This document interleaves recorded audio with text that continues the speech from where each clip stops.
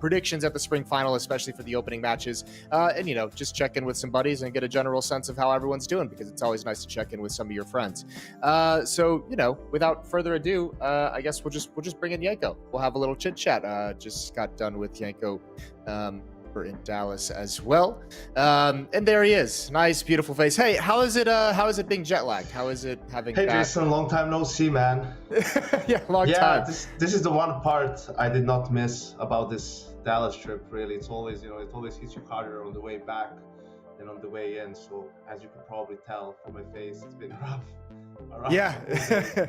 And the travel back was 2 stops as well, not 1 stop. Just short connections, a lot of stress. Running through O'Hare Airport, great airport by the way, up there with Charles de Gaulle. So, yeah, peach.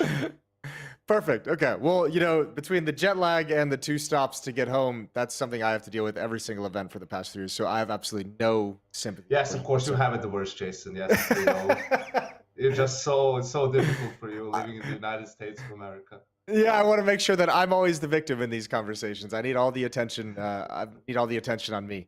I mean, look, outside of all the jet lag and all the unfortunate travel stuff heading back home, how is Dallas overall for you? You enjoy it? You have a good time? Man, I loved it. As you were there to witness yourself, right? Like, it was just great having, for one, being where the players are, where the games are taking place. Seeing even all the production people, players, the rest of the talent, the fans as well. I was surprised by the amount of people that showed up, especially on the Friday, right, for the first game. Right. Usually it's a bit slow before the weekend kicks in, but it was great. The atmosphere was really cool. So yeah, it was really a feel good sort of event. Really felt like we were coming back to normal, as whatever that means. Yeah, that was a fun crowd. And I think the cool thing about it too is, like, we had the reunion last year, like I guess it would have been like the major in Stockholm, when like everyone finally was able to get back together for live events. And then we almost had like a second reunion in NA. It was like the NA side of things, like all the NA partnership people and sponsors and everyone that we hadn't seen for years was there as well, which was pretty sweet.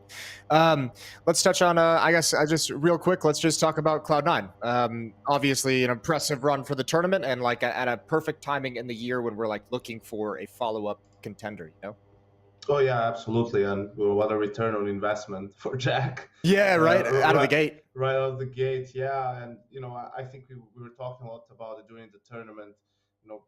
About some of these teams, you just need one win sometimes, right? Like to completely change the tide for the team, change the narrative, really for the players to just start believing, in what they've been saying to each other all the time, right? So before every game, every practice, and so on. This win really confirms it, and we saw it after the FaZe game. We felt, okay, this might be what propels them to win the whole event, and then actually become a legitimate contender and be more of the team that we saw break out and become the world's #1 in 2021. So for me, it was really great. I really like those guys. I think they're great. Even while I was coaching FaZe, we were Gambit youngsters. I always loved practicing against them because they played such good CS. They were always good practice. So they're really dedicated, and yeah, feels like it's been a long time coming for them. Yeah, a unique style as well that I think made it fun to watch your players. At least with my players at the time, I liked watching them try and work through some of those difficulties, because Gambit's a weird team to play. I mentioned to you that you asked me this morning what we'd be talking about. I said it was going to be nice and easy. I kind of lied to you. Cool. Look, yeah, thanks. No, this is nothing crazy. But I just want to talk like halfway through the year. We're like 6 months in, so let's just go kind of like top of your head. You don't have to think about it too much, or obviously no research that I made you do or anything like that. But let's talk about like some of the standout teams, players, performances. Obviously, we can start with team, because I think that's going to be easy. I think you kind of have to give, like, obviously the most standout team would be to FaZe, which I guess we kind of all expected once they picked up Rops to start this year.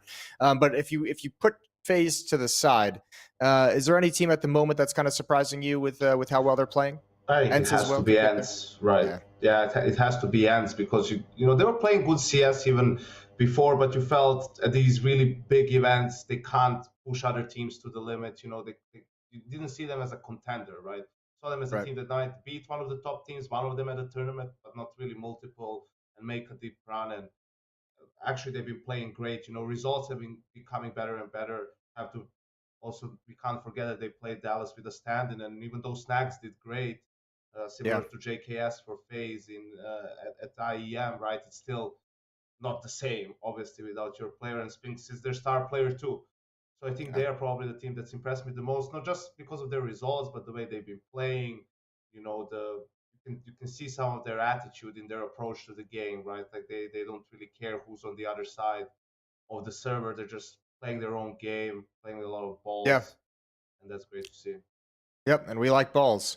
Standout players in the first 6 months of the year. I mean, like, if we just continue down the same kind of train of thought, sticking with Ents as well, I guess Spinks would be a player that you'd look at and say in the first 6 months he's been impeccable. Are there any other players that you could think of throughout throughout the professional scene that have been surprising you in the opening half of the year? I think Spinks and Diha, I would give a shout out to Diha as well when Yeah. it comes to the Ends team. Yeah, I think he's had a good impact for them in games as well. I have to say Monesi too. I mean, Okay. he we knew he was a talent, a prodigy, and whatnot. But just watching him play and some of the decision making, right? Not just the mechanics, which are out of this world, but how Yep. I think what impressed me the most is you can tell he's better every tournament. Like, he's getting better with every tournament, and that's scary for anyone who's not on that G2 lineup. And I'm just really excited to see how good can he actually get. I think in a year he's gonna be a top three opper for sure.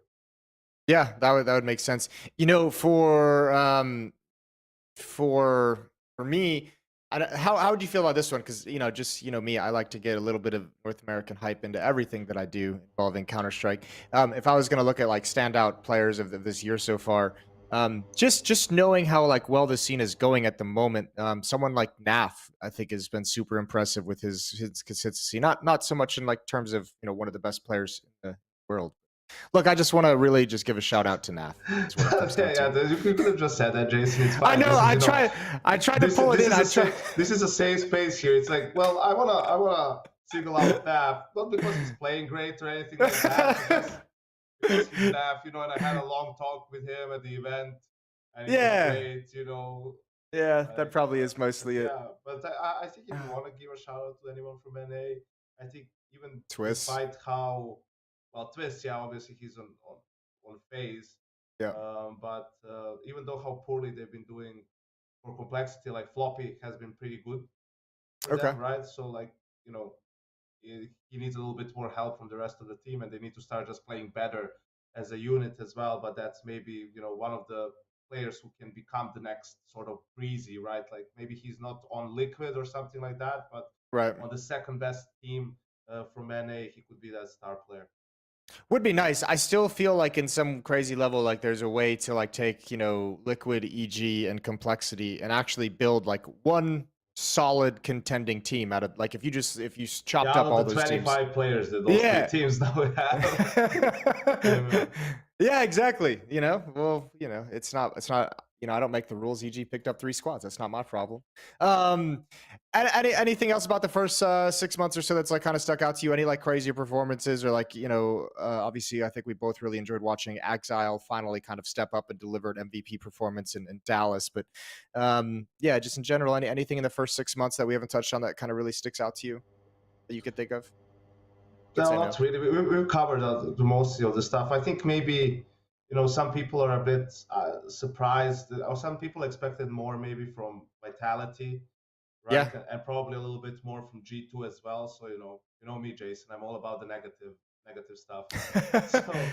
So but I really wasn't surprised. I've been saying this from the start. I think Vitality, I think they're You aware. were. They were Yeah. aware of the issues that were going to be there, but I just think they underestimated how actually difficult it's going to Yeah. be. I don't think they had any illusions. Oh yeah, we're just going to play together.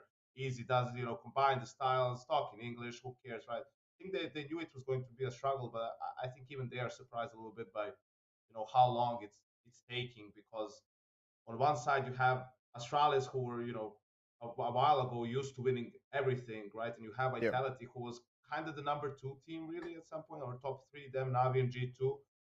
And then they make this change to become number one, and they actually regress. So that's difficult to deal with, but not much to do except to keep at it and be patient. Yeah. Yeah, I do remember you were one of like the first people I remember seeing like pump the brakes on like the vitality. Like everyone chill, everyone chill. It's not gonna be, it's not confirmed greatness yet. Let's move on. Let's talk about the let's talk specifically about the spring final. We can bring up the graphic or the bracket and just talk about some of these opening matchups we have. So this is going to be next week in Lisbon. Obviously, we can hustle through this first game. FaZe Clan taking on Pain Gaming. Pain Gaming had that wild upset at the showdown over Furia to make it here, which is crazy. But I can't believe that there's going to be too much of an ability for Pain Gaming to actually overcome FaZe in any meaningful way. Yes, sorry. Yeah, go on. No, go on. Take it I away. think especially because FaZe, already had that post-major tournament faltering a little bit, losing to Cloud9, which isn't anything that's too surprising, right? We knew there was a chance they could have easily won that game and won the event, but they didn't. And but Pain Gaming, I think in a best of three, it's going to be a different story once the FaZe guys are able to Yeah. rest a little bit and get some good practice in. Yeah, that would be a crazy way to start the final if that was to happen. We're gonna be talking with NiKo a little bit later on, so we can ask him directly about this. But I mean, G2 versus Vitality, we just kind of touched on it. Obviously, these are like two teams that we kind of have pinned to be somewhat of contenders if they can ever really kind of figure their issues out. And you kind of brought it up as well, Yanko. Like you had Vitality as like a language barrier that they haven't quite got over. G2, I think they said the same thing in an interview that you mentioned with Vitality, where it's just kind of like G2 saying, we've massively overestimated how long it's going to take for this project to come together. So essentially, both of these teams have the potential, we know, to be challengers and contenders for trophies, but not quite making it there just yet. Yeah, I think also, they just played in Dallas too, in the lower bracket. G2 beat them, and like you were saying, just a chance for really both teams to kind of again show us where they at, prove where they at. Yeah. They're both pretty close now. I guess G2 a little bit above them, but yeah, I think that's going to be a super interesting game. Yeah, that should be a fun one. Navi OG as well. We can burn through some of these Group 2 ones a little bit quick. Navi OG, you kind of have, Navi with the new in-game leader coming in. SDY is going to be standing in for Boomich, who was recently released from the team. And OG have pretty much, obviously, their new squad, essentially, with Neofrag and Fiku coming in. Yeah, I think for OG, it's an interesting one. I think I said, they were somewhere in between FaZe and Mouse in terms of, FaZe gets the superstar players, the tier 1 internationals. Mouse goes for more like budget players, young and up and coming players, and develops the talent. And Yeah. OG seemed like something in between, leaning more towards FaZe, right? But it seems like now they're becoming more like Mouse, where they are going for these cheaper players and trying to develop them and have an extra beating English. So I think it's going to be interesting. We saw it pay off for different organizations, Mouse at times, but we also see Mouse again now struggling with having maybe a bit too many inexperienced players. So and they also OG failed to qualify for the major, failed to qualify for a couple of tournaments. So this is one of the few times we will get to see them play some tier 1 CS. So they have to show us something, right, to prove that they're going to be a relevant team, really. Yeah, and I mean, part of the reason they're here is bringing Nexa in. They had that crazy honeymoon run through the spring groups back in January, oh so long ago, and then obviously, crap the bed pretty much every opportunity since then. So here we are with the new roster.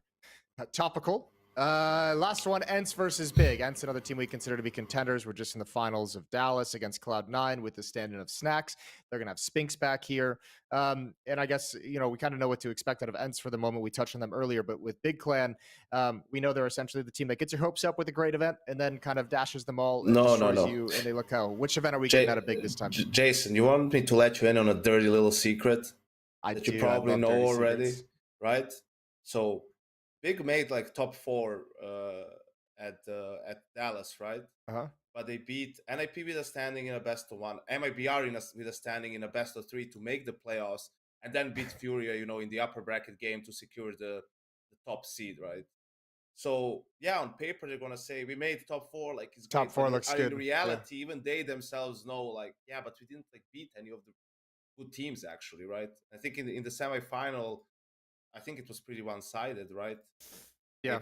They played I remember correctly. It was so long ago. They played Cloud9. It was a 2-1, but the two maps that they lost were 16-9, 16-3, fairly convincing for Cloud9. So for me, I always look at it that way. Yeah, big fans will say, "Oh, they made top 4. It's great," but you didn't really beat. That's always what you want to do, right? You want to be able to beat the best teams. If you can do that, sometimes you won't even make the playoffs. You lose to a really good team, you get unlucky, but over a couple of tournaments, you're going to have some good performances. So in that sense, this is a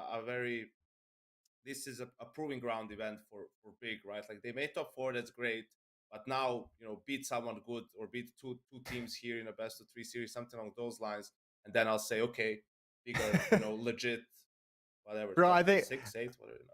I feel like every event for big is a proving event. Every event for big is like, okay, you have to show me that you can actually replicate what you do. But I always, I always get sucked into the trap. I always predict to win after a good event, and then I get depressed. Well, I mean, so. you're not Maui levels delusional where he's calling them, a top 5 team. He has gotten away with murder on that one, hasn't he? Like that should be something we're referencing on Twitter, like each and every single day. In fact, after the show ends, I'm gonna. Or every Tuesday we can call it, Maui Tuesdays. Maui Tuesday, Maui Mondays, but today's Wednesday, so we'd have to wait for like 4 days.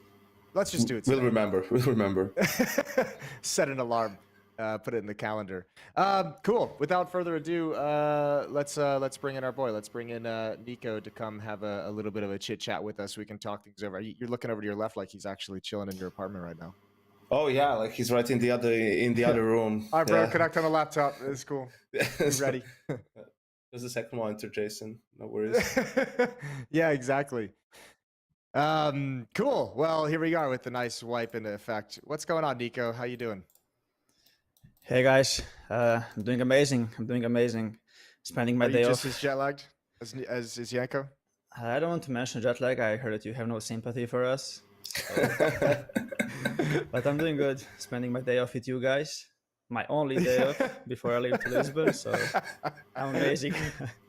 Perfect. Well, what were you trying to say? You would better spend it like differently? No, this is an amazing way to use it.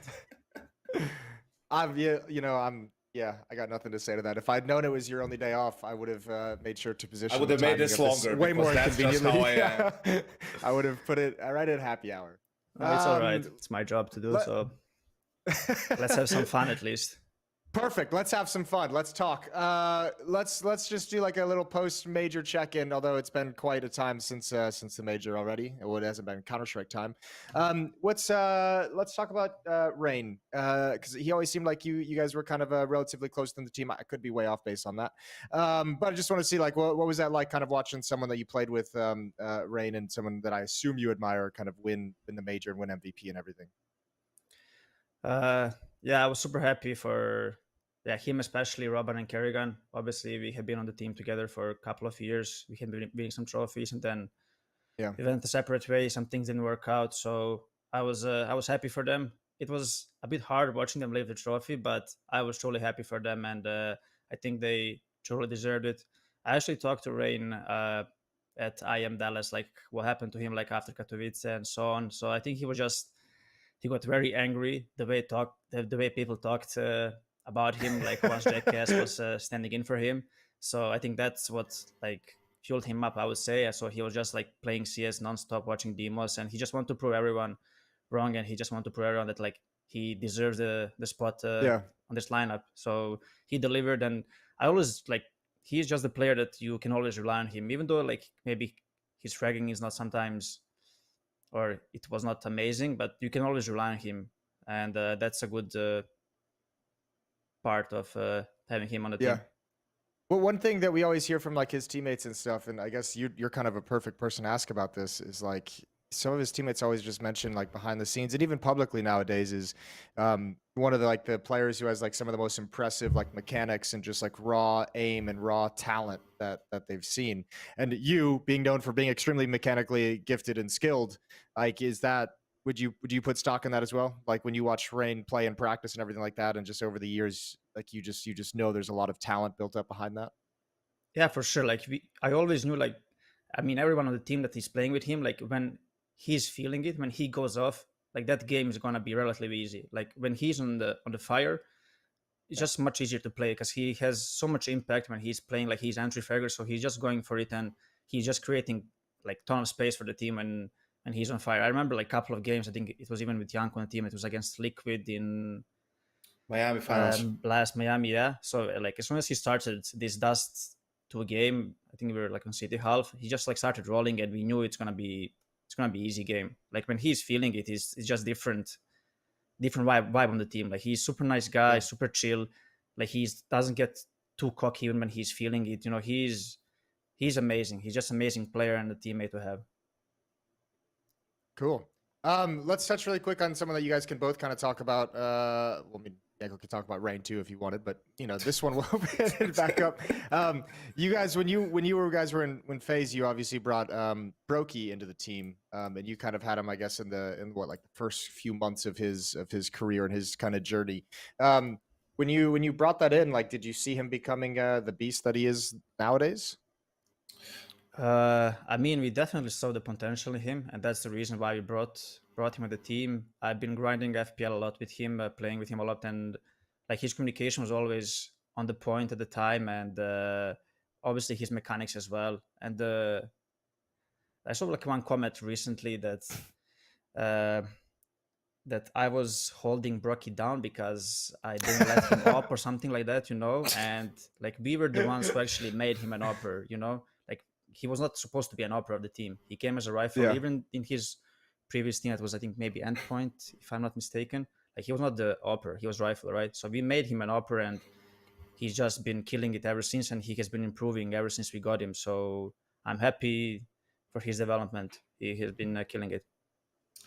Yeah, he's been great. I know, we were getting cold at the time as well, so we had to get someone who's relatively cheap to offset that. And I wanted as well, for sure, and the players agreed, like a young player, someone who's going to be hungry, very motivated. Yeah. Right. So we were looking at FPL and the talent available, and the guys all said broky, he has good comms.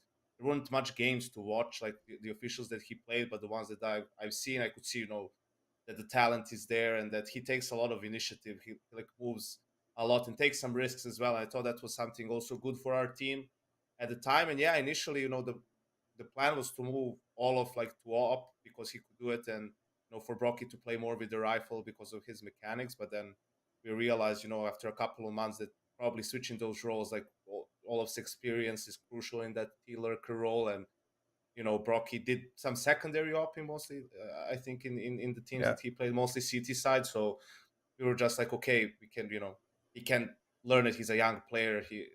And I think he's been doing great. Like initially, he sometimes, struggled with ways to find impact. But I, can tell now it's also different. He has more moves, more openings. And also, I mean, in FaZe, there's a lot of players who take space. So it's not always that simple. But yeah, I'm happy to see him doing well, and broky from no stickers to first major win in a year, 2 years since he joined the scene. He already has a major. That's awesome. That's not bad. He's got to work on his interviews. He's still on every broadcast interview list. It's well, depends the way you look at it, right? The deadpan is like, it's like Marshawn Lynch, right? Like that's almost like the sort of interview you get. Yeah, something like that. Run through his smell of her face. Post Dallas check-in. Let's talk about G2. NiKo, you guys beat Astralis and Vitality, so you got a little bit over the hump there. You guys and Vitality seem to be at a very similar place when I consider both teams. Like a lot of potential that's not being met, and still some obvious some struggles to get there. But both teams have a lot of promise and a lot of experienced players. So, I mean, what's your take on Vitality? Because you guys are going to be playing them in the opening map over in Lisbon. Yeah, I don't know, like, what's wrong with Vitality. Like, when I watch them play, like, they don't feel off. Like, their individuals are playing good. Like, them as a team are looking okay. Like, I don't know what's exactly not. Maybe they're just not clicking, like, outside of the game or something. But when I'm watching them, sometimes, like, when we are playing, you can see something is off on the server. Like maybe we are not ready on the maps, or we are not really, like, we are just a bit lost on some of the rounds. Like, but when I watch Vitality, it doesn't look that way. I don't know. They're just somehow not winning the games, and I don't really know what's the reason. Probably the biggest reason there is that we cannot really see it and cannot notice it is the language barriers. I just maybe think they don't really understand each other properly when they're playing, and I don't know, they're just doing surprisingly not good enough. I really expected more from them, so I don't really know what's the issue. Yeah, do you feel that as well with you guys sometimes? Like, I know you gave an interview recently where you said you guys were a little bit maybe shocked, and I guess you underestimated how much stuff, like, no, I don't even know how, I can't remember how exactly you phrased, but underestimated how difficult it would be to get up to like your top level. Killing it. Yeah, thanks, man. Well, you know, Can you I'm tell us jet-lagged about as this well. thing that I don't remember? Exactly. I came from the central time zone to 1 hour ahead of the eastern time zone, so I'm a little bit, you know, groggy as also.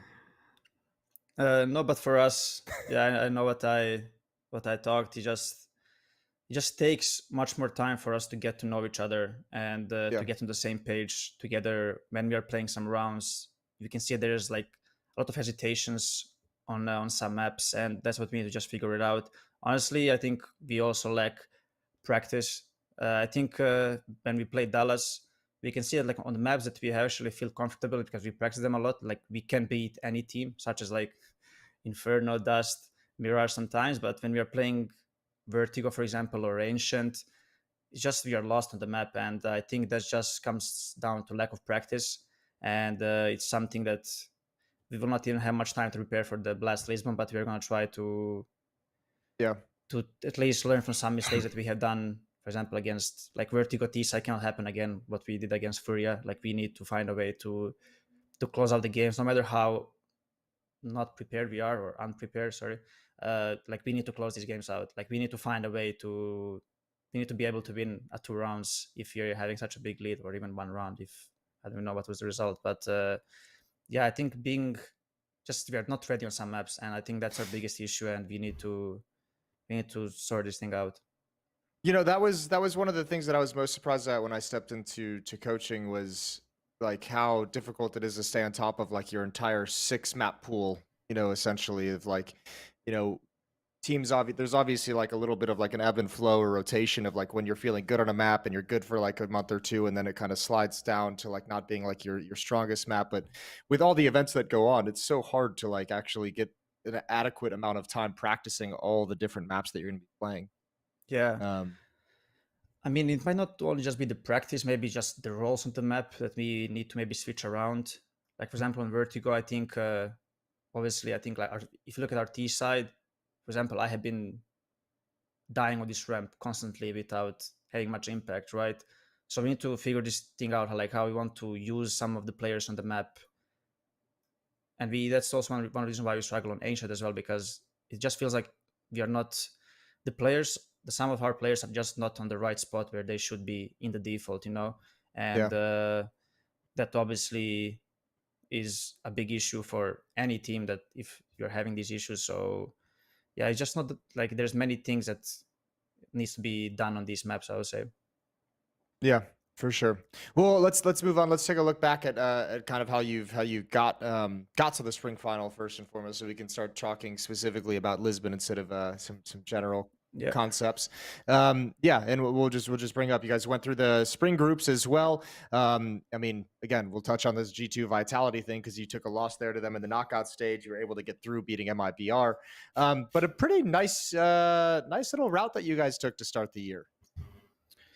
This was what we just got Monesi and Alexi like 20 days before this, and the things went like super smooth. Did you feel a honeymoon period? Yeah, with like the 2 new players? I mean, yeah, I guess you could call it a honeymoon, but we just felt good and we felt comfortable playing. And then once the problems, start to show, that's when we start to struggle. And that's what happened after Katowice. But at this point, like we were feeling like just good playing together. And then we took some losses, and that's when we dropped off a bit. But yeah, it's already been a long time ago. Yeah, Complexity, we played Nuke here. Like some of the maps that we have played back then, we didn't then play for like 2 months. Like if you look at our Nuke, we played it last time at like Katowice or something, maybe Proling, and then we didn't play that map for like 2 months. So we needed to work on our map pool as well. But it was a good run to start the year off, and I think that's also helped us like bring this confidence to the Katowice, and it's probably a big reason why we went deep into the finals. Can you touch on? I mean, Yanko and I spoke earlier about. Well, Yanko brought up earlier like how impressive like Monacy's been to him, and like he's especially with a young player. One of the things was decision making. That's kind of been like a cool thing. So can you just talk briefly like what's it been like watching Monacy's development? Still like super. I mean, obviously going to be super high, and I mean the kid's incredible. But from a decision making perspective, are you impressed at how well he's doing at such a young age and experience? Yeah, I think we all are impressed, even on our team. Like I thought he was gonna be much more unexperienced coming to the team, that we would need to teach him much more. But he's been amazing, and like most of the things we just needed to teach him is just like to not over peak, just the basic things like, okay, if you get a kill from one position, just move to another. You know, you're gonna get punished in tier 1, tier 2 scene, you know, while in like probably academy teams, like he could be on one position and he would just keep killing people. Let's say like you play Mirage and he's gonna just stay in window like 10 rounds, you know, like you cannot stay in window 10 rounds because you're gonna get smoked off, you will have no impact, so you have to move on the map like all the time. And it's those things that we had to work on with him. But the most impressive thing is like he kept learning from everything that we said to him. He kept learning. He never like, he rarely answers back. He rarely like tries to force his way, you know. He sometimes might say something, but he will always take it as a positive thing, you know. And he kept improving, and now if you look at him, he's a complete player, you know. Like he's entering, but also like his support is pretty strong as well. Like he's throwing, he knows all the utility. He reminds like of Fallen in that sense. Like he knows all the utility. If he needs to go for a peak, he will go for a peak, but in clutches he's also amazing. Like when he's left alone in clutch 1v2, like I think he has a higher chance of winning it than losing it, and he's just that good. What's your? I can ask this question to both you guys. What do you think is the most impressive clutch that he's come out with early on in his career? You think it's that Inferno one with the clock running down from Blast, or do you think it's the Mirage one against Na'Vi? I think that one on Inferno against MIB is definitely more impressive, but the one against Na'Vi, I guess, is just more impactful because the that moment clutch was huge as well. Yeah, the game was more important too. The game was close. Yeah, so that clutch just boosted our confidence, and we just kept rolling and we closed the game out pretty smoothly. So I mean, both clutches are insane, and just you could see like the way he's playing those clutches. Like I was talking to I think Yanko about, it's like the way he takes peak in clutch situation, he doesn't get punished for it, you know. He always gets doesn't matter if he kills or dies, like he shoots but he always survives, you know, so he can take another peak, you know. Like the way he goes for info plays some of those clutches is also crazy. So I don't know, it's just impressive. And like even myself, who has been on the scene for so long, like I learn from him. Like maybe I even learn more from him than he learned from me ever since he joined. So well, now no, I think that will go too far. That will go a bit too far, but yeah. I mean, from for those things, you can see the rest. You can see other players on your team also trying to do some of the stuff that he does. So exactly, that's really cool to see. Yeah. Oh, he has been amazing. Taking it up from the young guy, I like it. Okay, let's talk a little bit more about you and in G2. Let's talk. You have a contract now, what, for like another 2 years with G2. Pretty committed to the org, and you guys seem very comfortable there compared to, I mean, some of the previous organizations you've been in. You seem like very much more ingrained within G2. You get that feeling as well? Yeah, I just feel like I know what's my job in G2, and I just need to focus on that one thing, and I don't really need to care too much about the other things. So I'm think that I'm just much more stable player and a person in G2 than I was in FaZe towards the end, for example. And I think that helps me a lot. Obviously, playing with cousin, my cousin Hunter, helps as well. But yeah, just like ever since I joined G2, the atmosphere was there, the chemistry was good. We are like having fun inside and outside of the server. It's definitely one of the reasons why I re-signed with G2, is just that I'm pretty happy here, and I'm not even too stressed about my recent performance. I think I will get back to the level that I belong very, very soon once we figure these things out on the server, but I'm really not too worried about it. So it's been a good 1 year, right? 1.5, but obviously the trophies haven't been there, and it's the reason why I joined G2, and it's the reason why we made those roster changes as well in regard to win trophies. But we are trying to figure things out, and hopefully, I'm confident that one day we will lift the trophy. For sure. Let's touch. I mean, you mentioned your cousin. What's up with I don't even know. You please don't kill me. You guys are. You guys always say like Balkan teams, right? Are you guys? Is Serbia actually in Serbia and Bosnia actually considered the Balkans? Yes, Jason. Yeah. I just asked you not to kill me. You couldn't just, take that one easy. I'm just double checking before I say something, Anyways, moving on. What's up? A real place. No, actually, Iowa is not actually a real place. That one doesn't count as a state. What's up with the Balkan players? You guys got like people now all over. Like Madden's performing really well. You two guys, you have Hunter. Like you guys actually at this point, I feel like NiKo, like 5 years ago, you were making jokes about creating a Balkan team, and now I feel like it's actually you guys could actually put together a Balkan team. Where did this come from? I mean, it's definitely one of the goals to create that kind of a team. I think I haven't played. I have been on an international team for like I think 7 years now. So yeah, I would definitely love to go back to Balkan team at some point in my career. I think, as you said, I think we have players now to create team. It will not happen anytime.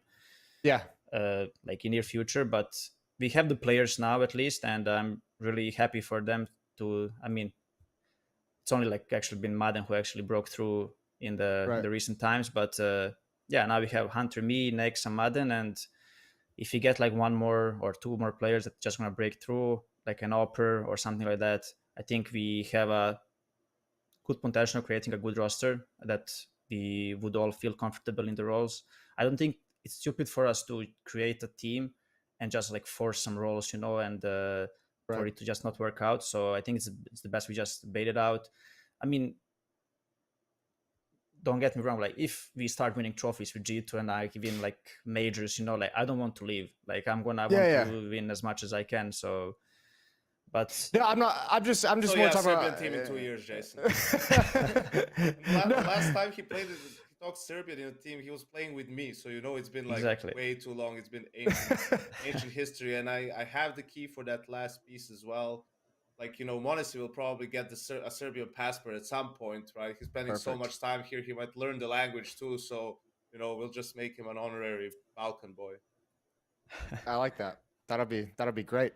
You guys even got tournament organizers now over there, so it's all coming together. The Balkan scene is thriving now. One person I actually want to touch on. You might have like a funny story you could share. Carlos as a just having him as a boss. Like from the outside, he seems like such a wild character, and I mean obviously he's got like some professional playing experience as well. I don't know. I guess the biggest thing that I notice is whenever you guys are like losing, and it's something he's very like open about, like always trying to make jokes and trying to just kind of laugh it off. Do you feel it like take some pressure off you guys if you suffer like a tough loss and then Carlos is out there like cracking jokes on Twitter or something like that? I mean, it's you probably don't, I guess. Losses always hurt. Yeah, exactly. I don't really focus too much on the tweets after the losses, but it was super nice to have him, even though he jinxed both of our finals, in Katowice and the major. But it was nice to have him afterwards. Like he's a super nice guy to have around. He was never pissed at us, or he never really even seemed sad or upset that we have lost. He was always there to cheer us up, and he's just a super nice boss. He's also very competitive. Like he wants us to win, but he's not going like. He's not getting too crazy if we are not performing, but he's always like, he wants us to win and he wants like his teams to win always, but he's not getting too interactive with us even if we are losing, So he always sends us nice supportive messages. Even like after Dallas now, he's like, guys, come on, like I know I saw potential, like you guys have it, just figure some things out, get back to practice. I want to hop on a call with you guys as soon as you're back for the first practice, He probably has some nice words to say, and yeah, he's probably going to come out to Lisbon as well, so you can expect us losing another final. Perfect. That's they asked me at Katowice before it started if I thought that you guys were going to get 0-3'd, and I said hell no. Yeah. And that whole meme seems to just be, that thing is like breathing. There's magic to it. There's no chance we don't win a map in next final. Like there is no chance. Holy shit, Yanko, can you believe he's done that? Yeah, I mean, but I like Carlos. He keeps it real, man. You know, like the memes are a smart way to alleviate some pressure from the players, but Yeah. you know, he also did say after the major, like, you know, Furia was straight up better. We didn't play good, which is the truth. They just didn't play Yeah. good, and that's why they lost, right? Like it's not unlucky. It's not the seeding, right? Like you were in a game against a team that's very beatable that you had good results against, and you just didn't get it done, right? So I think that you know that's a rare species in esports, right? People who are that honest about their performance in real. So that's always refreshing for me and good to see. Yeah, well, I mean, I guess it also helps, and part of the reason that you see the owner doing that is because he's a former player as well, so he just kind of he understands that perspective to a degree. All right, well, next major then is that's kind of where we have our eyes set. Are you guys going to be ready to go in shape by then? I mean, we have what, like 4 months ish, 4.5. I mean, it's our goal always to be as ready as possible for every major that comes. I think by next major, I hope that we're gonna sort out our map pool and improve on some of the maps. I'm kidding. We should be much more readier for the next major than what we were for this one. But it's it's still 4 months ahead. We never know what can happen. We can go on to win the next 3 tournaments. We can. Yeah, it's just there's plenty of time left, and just want to finish the season off better than what we have been showing last 2-3 months. I think that's our primary goal right now, is just to do better than what we did, and then after the season we're going to start the preparation for the next major. Great. Well, hey, before we get you guys out of here, we actually have we had a little bit of fun. We threw a Twitter poll up, and we asked the Twitter audience what type of NiKo we were going to get in today's show, and had them all vote on different kinds of NiKos. So as you can tell, this is going to be absolutely hilarious. First up, we've got Happy NiKo with 22% of the votes. Oh no, NiKo with 20% of the votes. Sad NiKo. You weren't sad today at all, so they were wrong on Twitter. I think you were much. And we got winning NiKo. Yeah, I mean, I'm happy to be with you guys here. That's why I'm so hyped. On your day off. On your only day off. But it's actually like one of my first podcasts to ever do, so you know, I want to show my good side. I think you're doing great, man. I think you're killing it, to be honest. Yeah. You should invite him more often, Jason, and me less. Yeah, well, I mean, now that I know, you know, he wants to do more podcasts, I think every time we need someone from G2, I kind of know who to go for. Exactly. Just make sure it's my day off, and we're good to go. I only do podcasts on my day off. Perfect. That's all I got for you guys. I just wanted to have a little chat. So great. I'll let you guys go rest up and recover from that deadly jet lag that you're experiencing, and enjoy the rest of your day off. Much appreciated, Jason. Thank you. It's always a pleasure, Jason. man. Have a good night. See you. Yeah, see you in Lisbon, NiKo. Yanko, see you. I don't know. See you later. Thanks, man. Cool. Bye. Oh, perfect. How much fun is Yanko? Yeah, obviously some cool stuff from NiKo that we were able to gather there. I don't know. I think struck by how impressed he is by Monacy. I think obviously one of the big takeaways from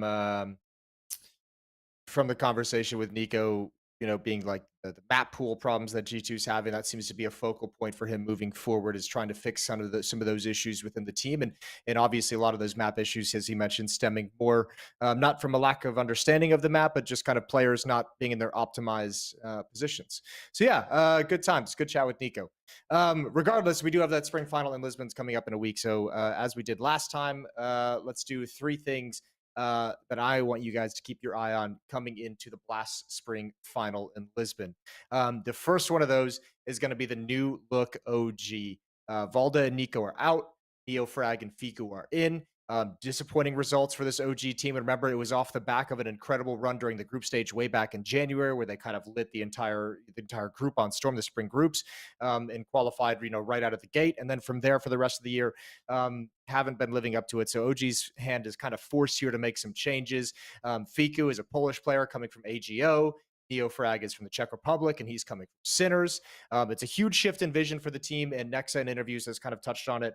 Felt like when he joined the roster, there was still like a little bit of like a motivational hangover from players who maybe didn't want to put in as much work or didn't want to be there once Alexi B left, but were still kind of required to be by contract. So, you know, the word he uses, it was great to get grinders into the team, just players who want to just grind Counter-Strike 24/7. So obviously a big shift in what OG is going to look like moving forward. They've only played one match at the moment. It was a 2-0 win over MIBR at a show match ironically, in Lisbon. That was just the week before Dallas. And then we'll catch a glimpse of OG over at the Global Esports Tour in Dubai. If you want to get like an early look on them and then see what we're going to have when they get to Lisbon and Blast. Their first match is going to be against Navi in Lisbon. So definitely a team to keep your eye on, the new look OG. Number 2, Navi's future. I think this is going to be a cool like barometer and a cool first step to just kind of take a look at what Navi is going to look like moving on from the Boomich era as an in-game leader, as the captain of that team. He'd been there, 3 years in place with Navi, and obviously a highly publicized departure as well. So SDY is going to be standing in for Navi in Lisbon. We've seen different episodes of like someone like Simple taking the reins as an in-game leader previously in the past when Boomich has had issues with COVID. Simple kind of as an individual drop off a little bit. Navi as a team lose a little bit of assertiveness. So obviously I think that's not a long-term solution. Electronic has kind of been tagged as a guy publicly who might be able to step into the in-game leader role. I have no idea what that would look like. I'd be super interested to see if Electronic could do it, as he's been shifting away from more and more star roles himself over the past year or two. Either way, this is the first event we're going to see Navi in 3 years without Boomich as a permanent fixture within the team. And I think more than anything, instead of kind of looking at Navi's strengths, I think here this is an event to watch and look at what weaknesses they're going to have to contend with, and they're going to have to figure out who they want to pick up to overcome moving forward into the future for Navi. So definitely keep your eyes on Navi. And number 3, the third thing to keep your eye out for at Blast Lisbon, the search for contenders has been an ongoing story, especially with kind of the collapse, the departure of Boomich and Navi, with all the issues going on this year, kind of finally kind of crumbled under the pressure. FaZe has established themselves as the early dominant team within the year. They've won the first 3 big events in the Counter-Strike calendar. We have a team like ENCE who's come to rise, who people really want to become like permanent contenders, and they've shown that they can stick up there as well. We had the conversation with NiKo just now. Seems like G2 and Vitality might be able to do it if they can ever figure out their problems and kind of realize that potential. So really at the moment in 2022, the first half was FaZe establishing dominance. Second half is going to be who's going to be able to challenge them moving forward for the second half of the year. So I think really if you kind of Cloud9 emerging as champions of Dallas has immediately put their claim there with how well they played on stage. So you have Cloud9, you have ENCE, G2 and Vitality we're looking for to step up, and Navi also looking to step up. But those last 3 teams, maybe with some of the changes and some of the issues within the squads, going to take a little bit of time to get there, but we'd love to see them challenging FaZe for trophies. Those are your 3 things to look out for next week in Lisbon at the Blast Spring Finals. Thank you again to Yanko, to YNK, and NiKo for joining us today. I didn't know NiKo wasn't really a podcast doer, so that's kind of cool that we got him on here. Blast Spring Finals, they start on Wednesday the 14th at 9:40 a.m. local time in Lisbon. It's going to be FaZe versus Pain for that opening matchup, number 1 versus number 8 seed, world champions versus Pain, and we'll see how that goes. It could be a wild ride, could be a lot of pain in that one. Either way, after the event, make sure you keep your eyes out. We're gonna have the loadout is gonna be coming up after that, so we can recap everything that occurred in case you missed anything. We'll have all that information for you. That's gonna be with Team Vitality.